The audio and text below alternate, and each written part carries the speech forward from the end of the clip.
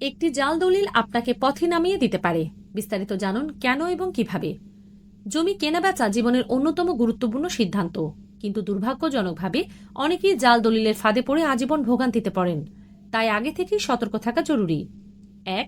Volume ও registry office যাচাই।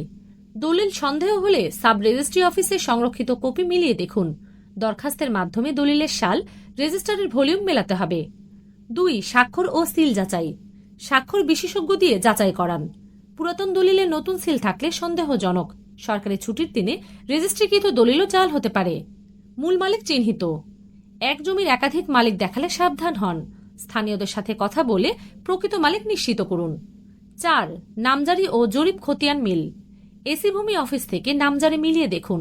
দাগ নম্বর, জমির পরিমাণ, ঠিকানা সব যাচাই করুন। 5. আম মুক্তারনামা যাচাই। সম্প্রতি করা দলিলে দুই পক্ষের ছবি সঠিকভাবে সংযুক্ত আছে কিনা পরীক্ষা করুন। 6. তারিখ পরীক্ষা। দানকৃত জমির ক্ষেত্রে রেজিস্ট্রির তারিখ ও দখলের তারিখ মিলিয়ে দেখুন। 7. দলিল লেখক যাচাই। দলিল লেখকের নাম ঠিকানা খুঁজে সরেজমিনে কথা বলুন।